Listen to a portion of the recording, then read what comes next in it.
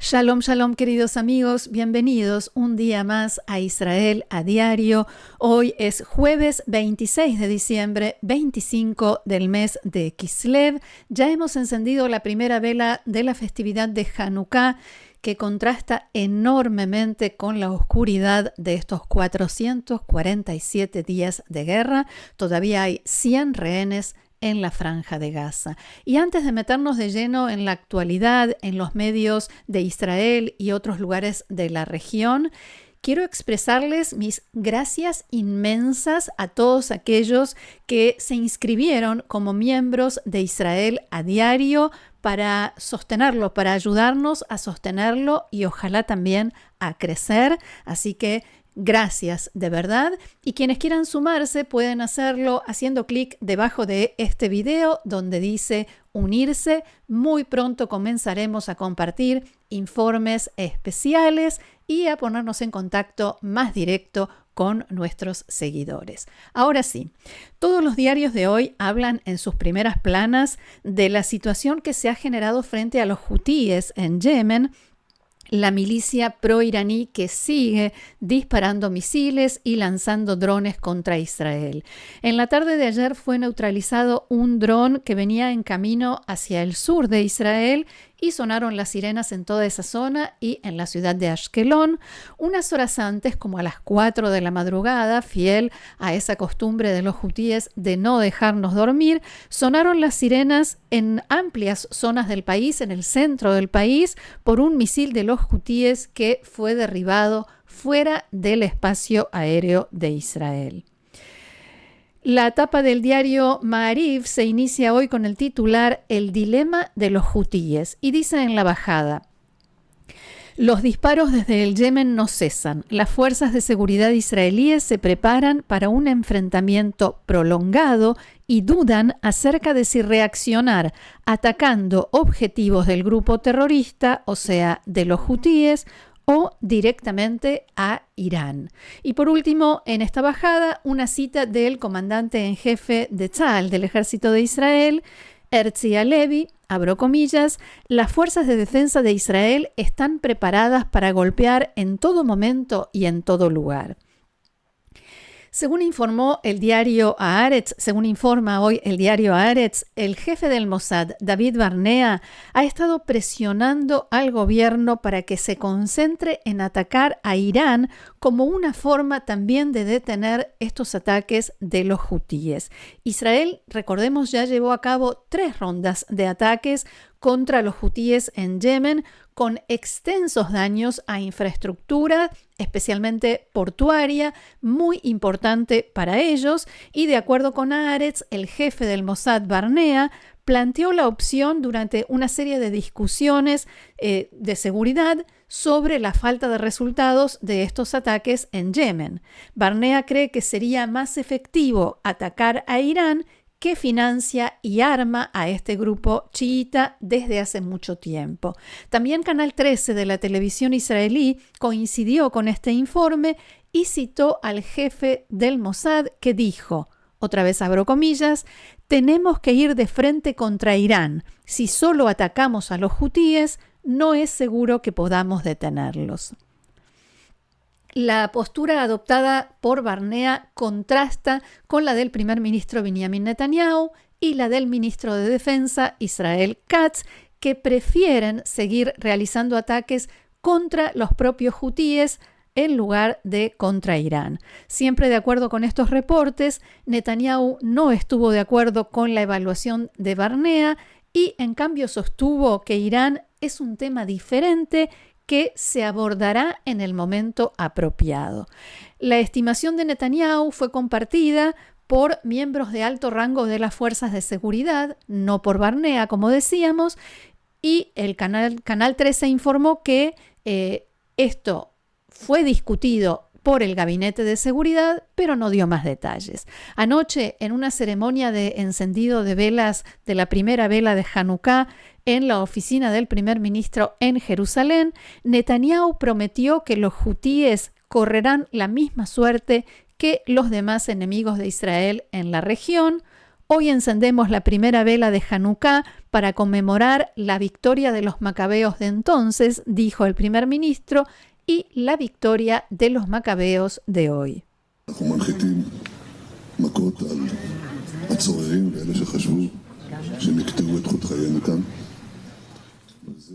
Nosotros asestamos golpes a los opresores y a aquellos que pensaron que cortarían el hilo de nuestra vida aquí, y esto se aplicará a todos. También los hutíes aprenderán lo que aprendieron Hamás, Hezbolá, el régimen de Assad y otros, e incluso si toma tiempo, la lección se aprenderá en todo Medio Oriente.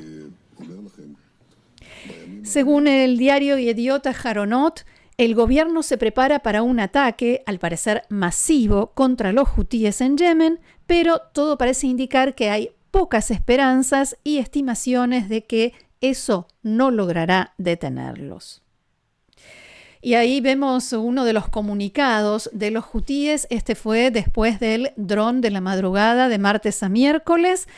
Hay varios inconvenientes que se plantean en este tema y en este frente. En primer lugar, la distancia entre Israel y Yemen supone un desafío operativo, dicen los analistas, que podría superarse con el apoyo de Estados Unidos y de otras potencias occidentales. Y en este sentido, los medios israelíes dicen que ya se están llevando a cabo conversaciones con los norteamericanos.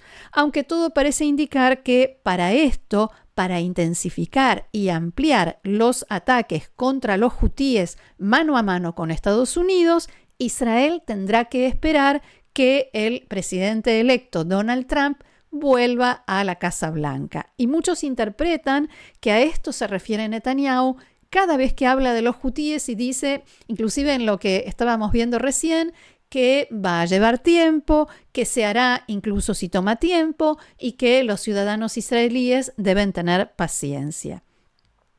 Segunda cuestión que se plantea frente a los hutíes es el banco de objetivos, la lista de objetivos que se pueden atacar y que serían efectivos, por supuesto. Según informó esta mañana Radio Galei Tzahal, la radio del Ejército de Israel, la inteligencia israelí está invirtiendo muchos esfuerzos y recursos, pero todavía no hay un banco de objetivos definido y tan amplio, tan específico como en otros frentes donde Israel viene actuando desde hace mucho más tiempo. Los hutíes, en tercer lugar, en esta lista de inconvenientes, los hutíes no se mostraron intimidados por la ofensiva israelí, estas 3 rondas de ataques, porque están en una buena posición a nivel internacional, sienten que han tenido éxito en imponerse como un factor internacional de peso, sobre todo por sus posibilidades de entorpecer y hasta interrumpir en gran medida el transporte y el comercio marítimo internacional. Cuarto punto, la situación en Yemen es tan desastrosa, tan grave a nivel humanitario, de infraestructura, pobreza, falta de salud, de empleo, de todo, que los hutíes en realidad no tienen mucho que perder y esto es un punto a tener en cuenta. Por otro lado, atacar a Irán no garantiza que los hutíes dejen de actuar, o sea, dejen de atacar a Israel, a menos en el corto plazo, ya que los hutíes no actúan únicamente respondiendo a órdenes de Irán, sino que también lo hacen en forma independiente, bastante más independiente que las otras proxies que mantiene Irán. Hablemos ahora de otro brazo de Irán en Medio Oriente, Hezbolá en el Líbano.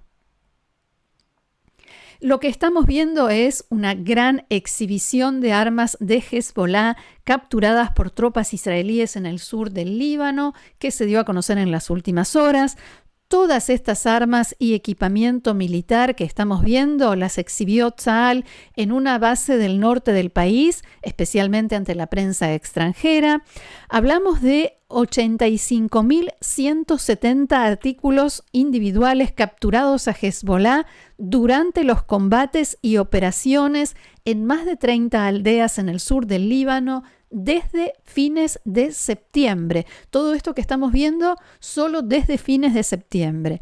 En la exposición se mostraron cohetes RPG y misiles antitanque, entre ellos Kornets también de fabricación rusa, junto con sus lanzadores, artefactos explosivos, granadas, cohetes no guiados, morteros, fusiles de asalto, todo tipo de armas de fuego, incluidos rifles de francotirador y misiles antiaéreos. También hay vehículos, como vimos, y 60.000 piezas de equipo electrónico. Fuentes militares citadas hoy por varios medios señalaron que las armas de Hezbollah provienen principalmente de Rusia e Irán y también las hay de fabricación propia. El ejército estima que ha destruido alrededor del 70% de las armas estratégicas de Hezbollah y alrededor del 75% de sus lanzacohetes de corto alcance, esos que enloquecieron y causaron tanto daño al norte de Israel. Y en Tzahal también destacaron anoche que el ejército desempeñó un papel clave en la operación contra Hezbollah de los Vipers y los walkie-talkies, un proyecto conjunto del Mossad y las Fuerzas de Defensa de Israel, del que se conocieron muchos detalles, como vinimos comentando, en el programa 60 Minutes de la cadena CBS norteamericana. Seguimos en el Líbano porque hoy se cumplen 30 días de la entrada en vigor del acuerdo de cese de fuego y según este artículo del diario Haaretz, Tzahal, las fuerzas de defensa de Israel se preparan para la posibilidad de permanecer en el Líbano también después del plazo de 60 días que establece ese acuerdo que, como sabemos, se logró con mediación de Estados Unidos, Francia y otros países. Esto sucedería, el ejército israelí se quedaría allí si el ejército del Líbano no cumple con su compromiso de desplazarse en la zona, en esa franja del sur del Líbano, donde el dominio antes lo tenía Hezbollah y ahora debe tenerlo el ejército libanés. Y recordemos que en esa franja de territorio del Líbano, Hezbollah utilizaba las casas de los civiles y todo tipo de lugares, los más inimaginables, para esconder sus armas, para lanzar desde allí misiles y todo tipo de ataques contra Israel.